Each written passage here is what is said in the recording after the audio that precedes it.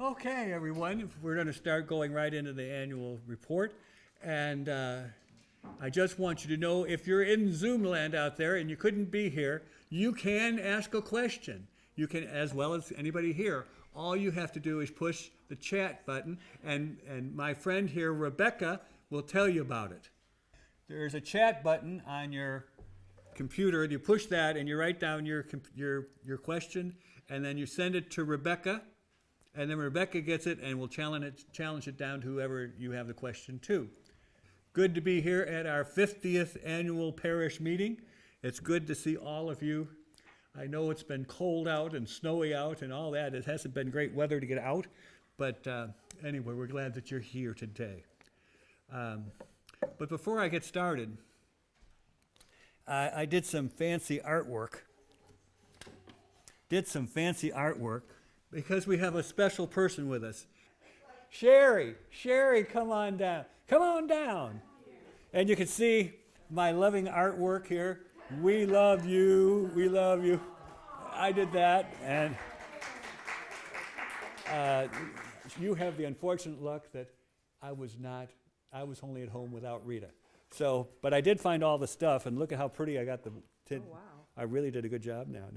Now you reach your hand in there. Can I open You can open it. This is from your parish here, your field site work that you've done with us. And Sherry, through the year, has done a Lenten class. She's done everything that we've asked her to do everywhere else.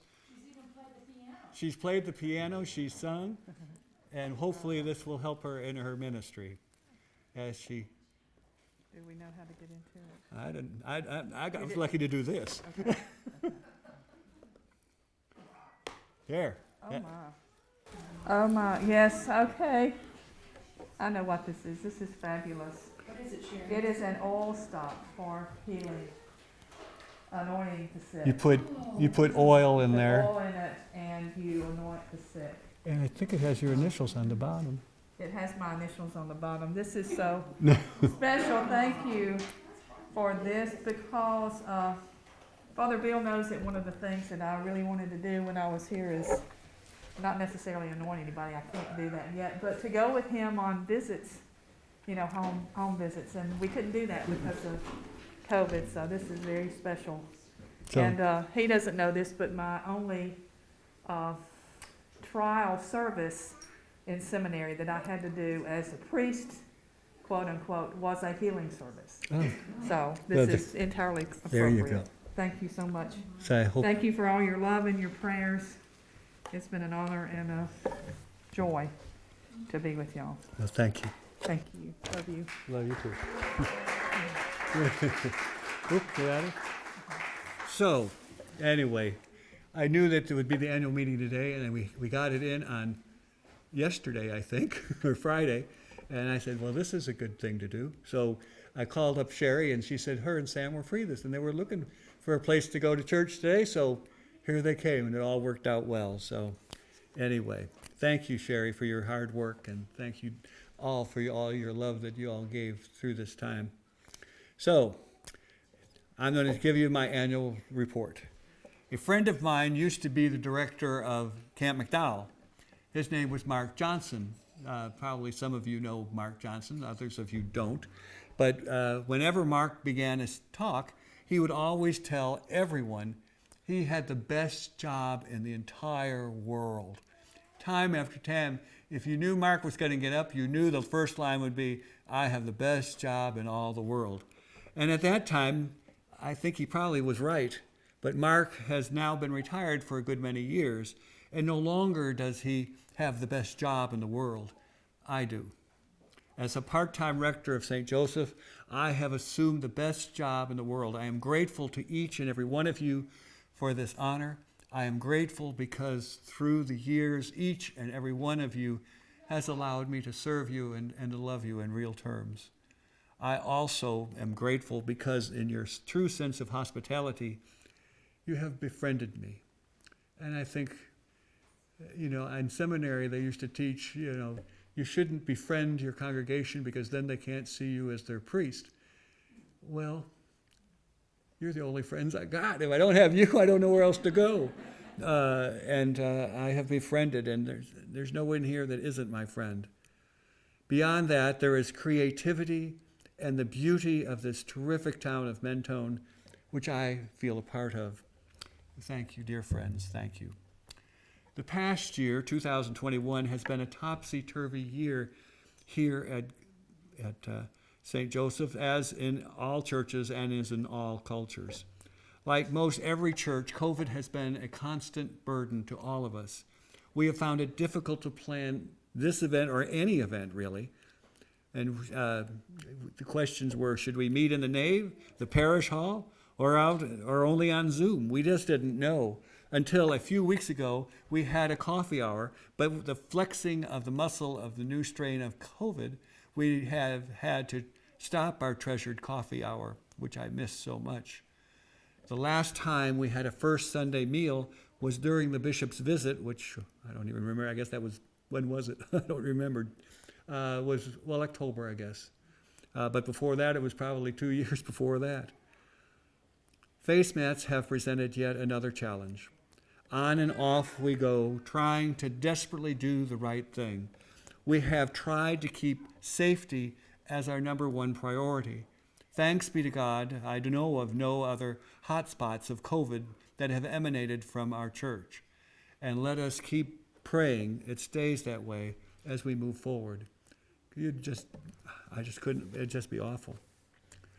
Our attendance in the church has been reduced during this time to some degree, but with the help of our trusty folk up in Zoom land, up in the balcony, our attendance has actually stayed relatively safe and stable through Zoom. Zoom has been an outstanding benefit to our parish. We have broadcast every church service over the last couple of years. We have broadcast our outdoor services. We have even had an outdoor Christmas service and the angels and all the rest of them out there. We have had great results with our education programs.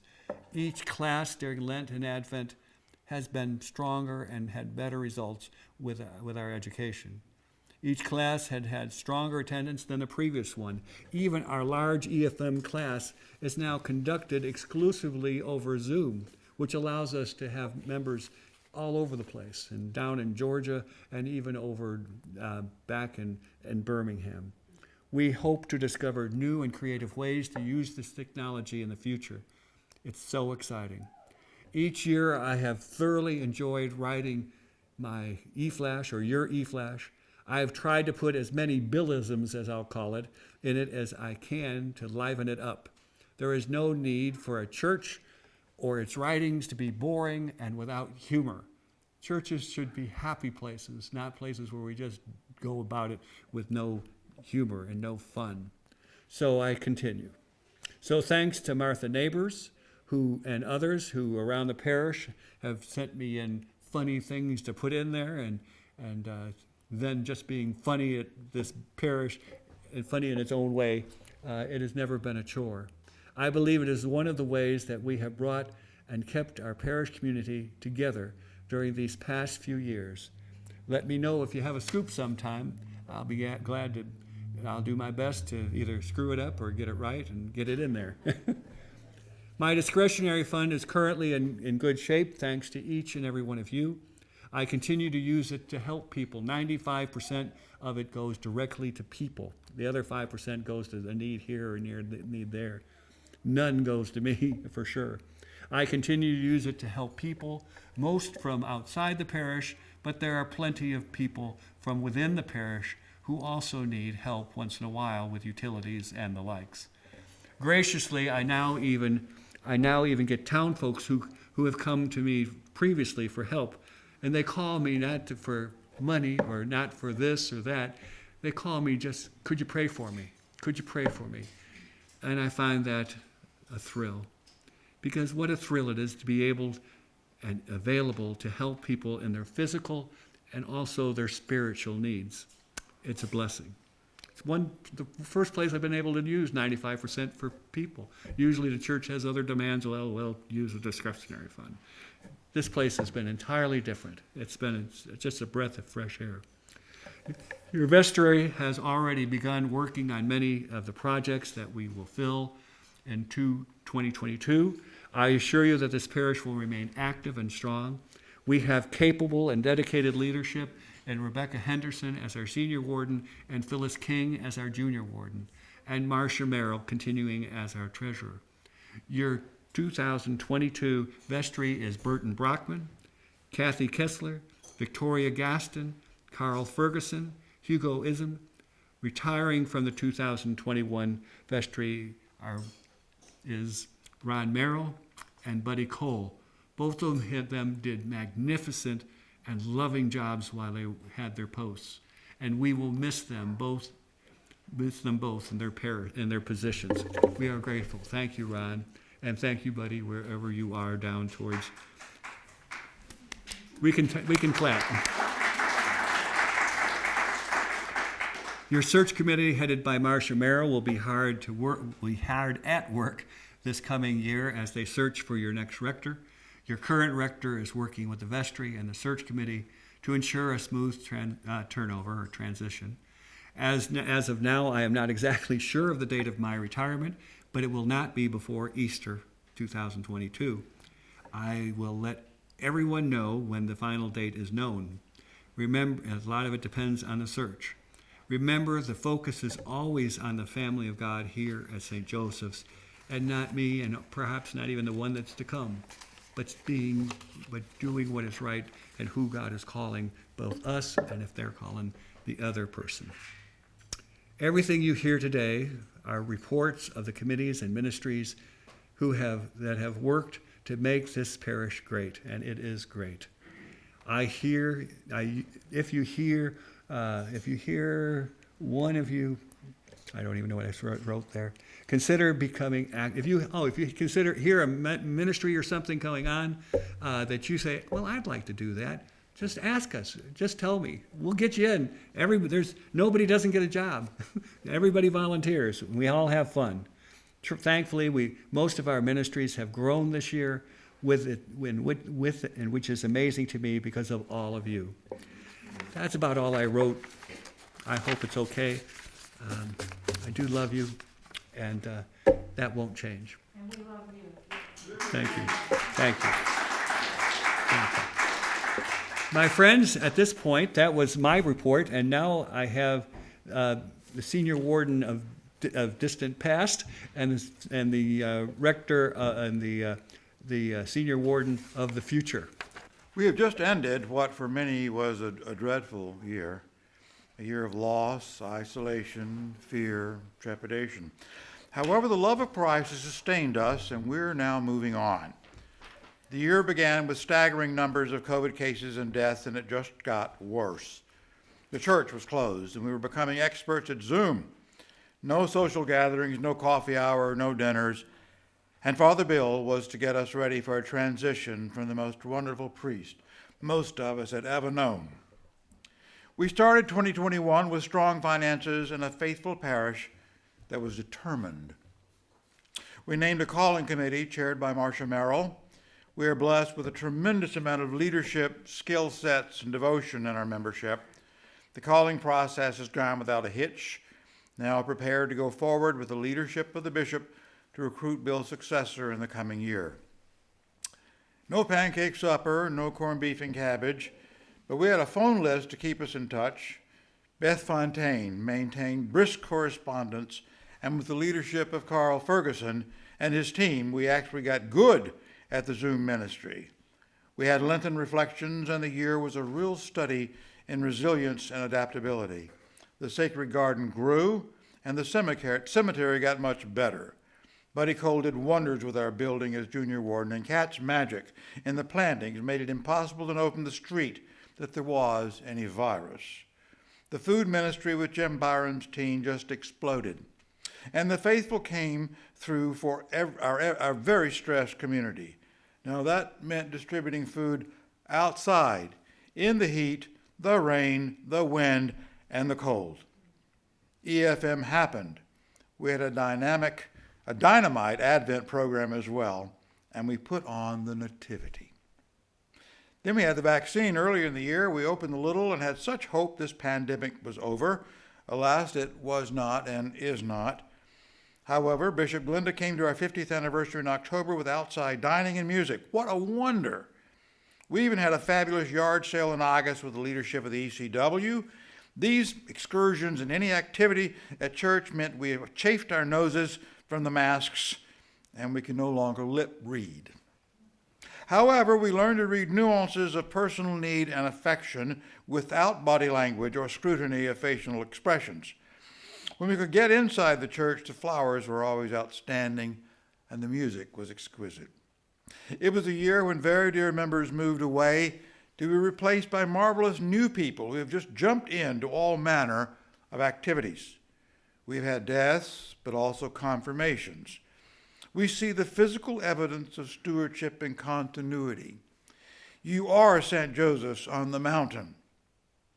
This community needs you, and we need one another. We are the body of Christ and continue to grow in love and spirit. We start the new year with excellent finances, vigorous programs, superb leadership, and a vestry to die for. Surely the presence of the Lord is in this place. And now I introduce Rebecca Henderson. Thank you, Ron.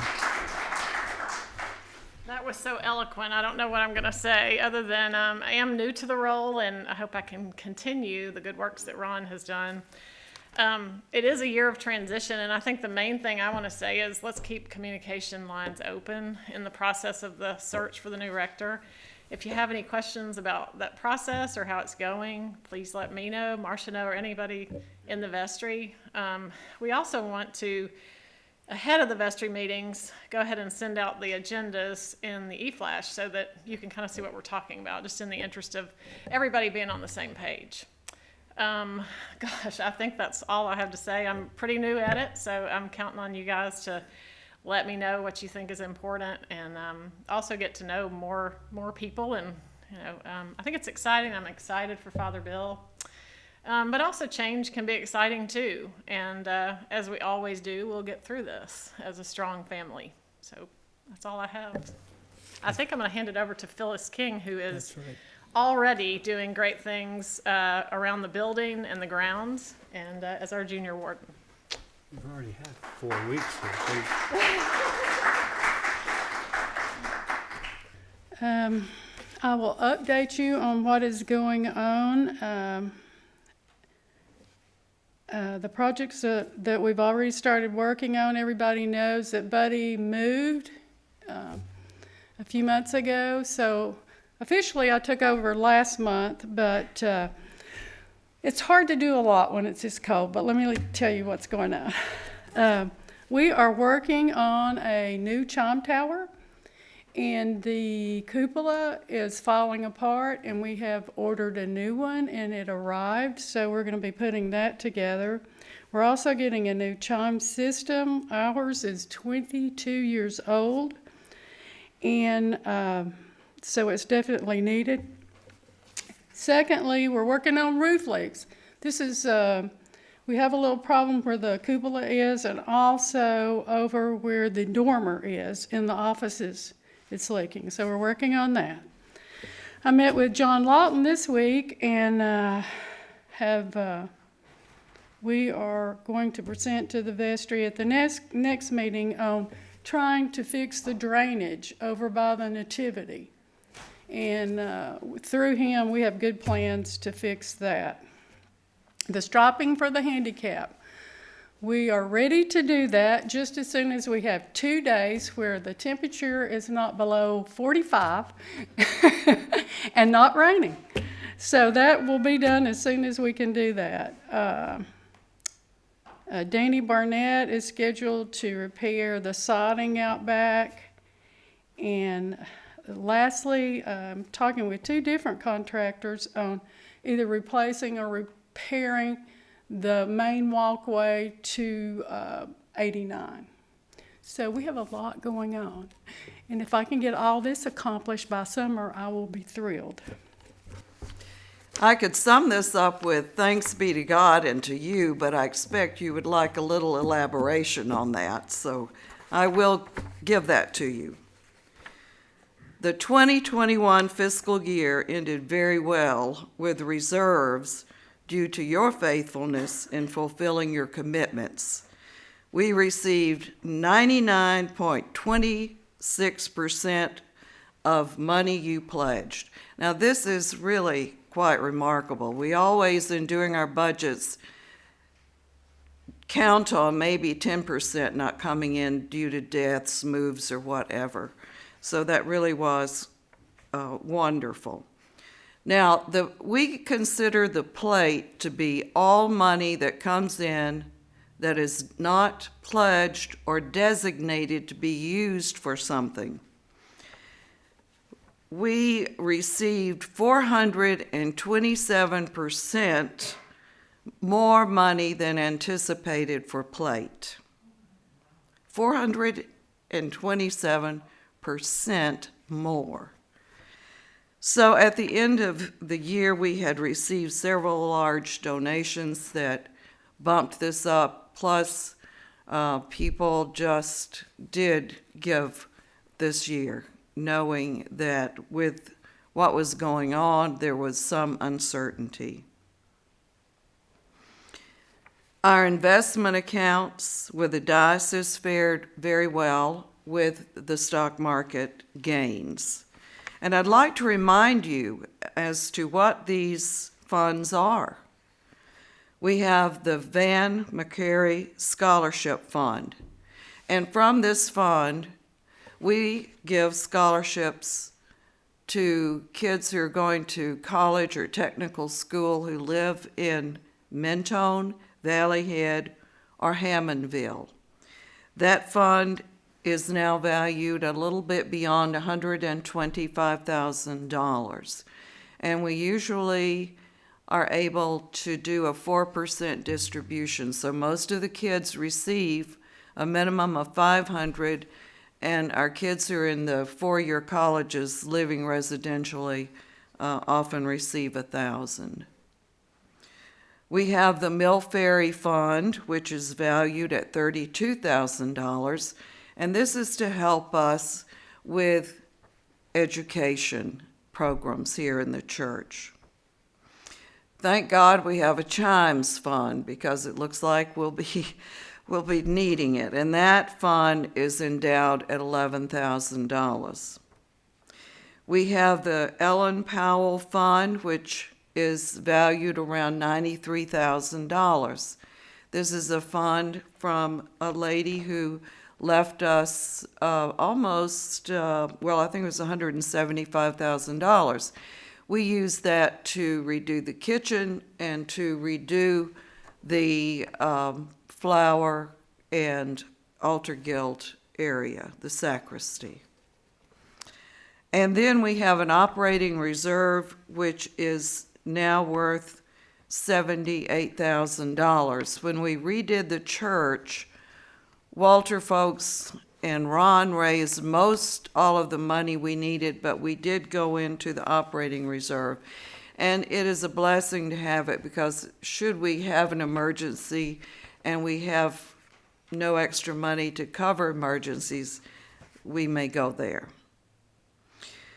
We do anticipate some expenses in bringing in a new rector. We have no idea what that will be. More than likely, we will be providing rent for a new rector. And in the case of the monies that we had left over from 2021, we feel that some of that will be going for that use. And as always the case with our quirky physical plant, there's always something unanticipated, so having a cushion is truly a blessing. Due to your monetary support and willingness to share your talents, we are able to accomplish much, and I just want to thank you. Now, are there any questions concerning this past year, the past fiscal year? Okay, I have to put on another hat and give you the report from the food pantry. As you know, Jim has had some major surgery, and he's at home resting and healing. The St. Joseph's Food Pantry operated weekly under the leadership of Joan and Jim Byram and 23 volunteers. Due to the COVID epidemic, boxes were prepared and delivered to the cars as the clients drove into the parking lot. Just like postal deliveries, neither rain, sleet, snow, or hideously hot weather keeps us from our rounds. Gift certificates were given to the clients for use at Foodland for Thanksgiving and Christmas. The ECW gave each recipient a Christmas gift bag with toiletries, socks, gloves, candy, and other useful items. The average number of persons receiving food each week is around 50. While most of the clients are senior citizens, we do have some families with children. Dominic Fugilini and Leslie Stevens run the Meals on Wheels program, with some deliveries being made by our pantry volunteers. Jim Byram wrote and received grants from ESP, and that money went to help many with utilities. And thanks to your donation to Father Bill's discretionary fund, many needs of our clients were also met.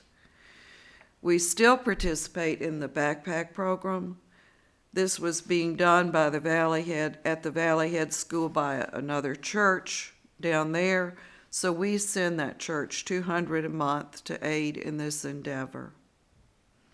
A parishioner donated $500 each month, which enabled us to buy fresh produce from the local farmers during the summer, and we supplement food we buy from North Alabama Food Bank with fresh items during the winter as well.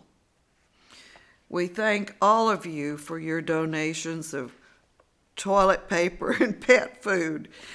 These items cannot be bought with food stamps.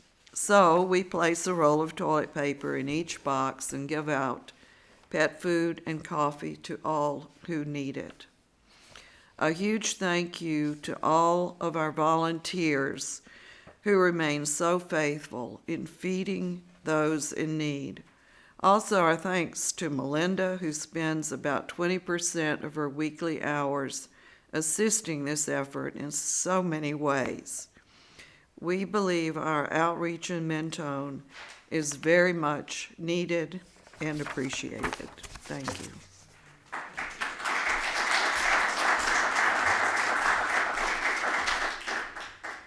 One of my responsibilities in serving on the vestry is to serve as chair of finance and stewardship, and so that part of that process is developing the budget.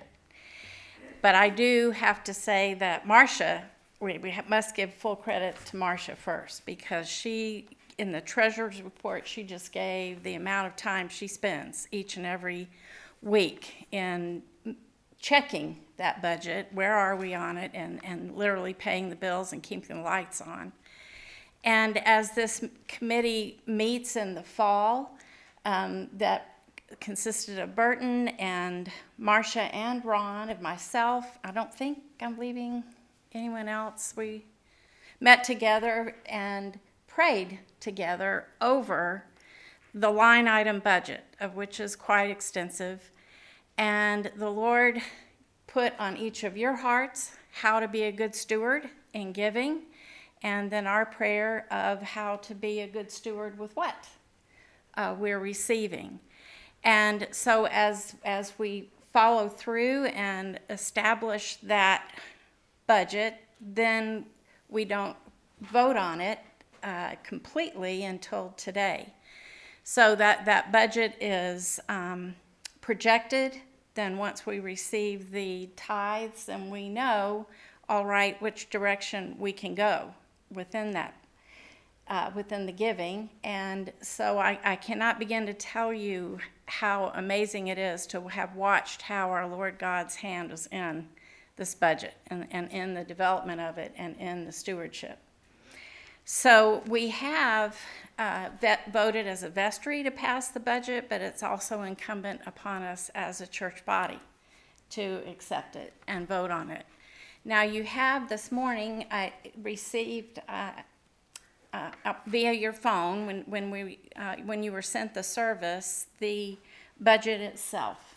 Marcia explained to you all beautifully our funds that are separate from what this operating budget is. And so what I will share with you is what the total income is, and then the categories will be, as I know you all know, and having worked with budgets, these are the summary of the expenses of each of those categories. But we are happy to share with you, if you want to see the line item budget, we are very glad to share that with you. Does anyone else need a hard copy? Okay. All right. As you can see, just very clearly in the income with the operating pledges, the plate, the prepaid pledges, and the prepaid designated pledges, together we have $169,650 pledged for this coming year, which is remarkable. So within that, we were able to then apply that amount into the expenses. So you can see the salaries and benefits, the building expenses, the ground expenses, utility expenses, office, worship, program, outreach, and for the money pledged and dedicated to the search. So of course within all of these are many different line item expenses. And so you will see a difference of $5,000 between what we are projecting to receive and what we have placed in the budget. And the reason for that is that sometimes, maybe someone for whatever reason is not able to fulfill their pledge. So that you have to, most churches are build in 10% to not have available during the course of the year. But as faithful as everyone is here, we were able to go with a lesser amount. So that's why you're seeing a difference of $5,100. Now, within this and in the line item budget, that it is a request that we'll ask Bill to make our motion to accept this. But that is quite basically, and most importantly, though, in the foundation of this church, I would just say with the strong foundation of faith that is here, that we witness in every way possible, is also expressed through this budget. We're happy to answer any questions you might have about it. I make a motion that we accept the budget as, As approved, for approval. yeah, say it. Second, motion is approved. All in favor? Aye. Opposed? So moved. Well, like the rest of the church, we began the year with a pandemic and no vaccine. And we had $3,600 in our account, and we didn't know if we would ever be able to make any more money. But as the year progressed, our activities were definitely reduced. We were not able to have our St. Patrick's Day dinner, but we were able to have the yard sale. And we made over $10,000, which is over twice as much as we've made in the past. I think that was partly due to the fact we hadn't had one in 2 years, and so as a result, people had lots more stuff saved up. Maybe they were been cleaning out their closets during the pandemic. And also, we were able to rent some space that we could use beforehand to sort the items, price the items, and as it was, we still didn't get everything priced. We had so many donations, lots of things never got priced. But we felt like that was such a success, we decided to rent a permanent storage space. It's not climate controlled, but it's Mentone storage units, and we have a permanent space so we can accept items from people who move away or sell their homes before August, and we can store those items. If you have things, we can store those. We would prefer that you keep them at home for right now because we don't want to run out of space. But if you need to get them on, we will be glad to take them. And we're hoping as the year progresses, it gets warmer, we'll be able to go ahead and price and organize things in that new space. After a successful yard sale, then we did have money. And we, for the second year, we provided what I would call stocking gifts for the food pantry people. That was something we did last year during the first year of the pandemic. It consisted basically of personal care items that we purchased, and then we packed into seasonal gift bags, and they were given out with the food pantry people, as was mentioned earlier. We also were able to have our Christmas party this year. Last year we had it online. This year we had it in person. And I think everyone had a good time, and it was our only social event of the year, but I think everyone thought it was fun. We don't know what the new year holds. We don't know if we're going to be able to have St. Patrick's Day, but we're hopeful that we will be able to, and also to have our yard sale. So we'll just all keep our fingers crossed. Thank you all for your support, for all of your support. We could not do it without all of you, just like all of our other programs. Thank you so much.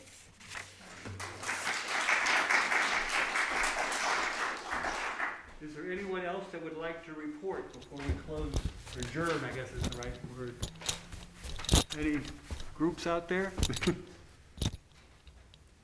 Hearing none and seeing none, I suggest that we adjourn the 50th annual parish meeting, and I say a prayer.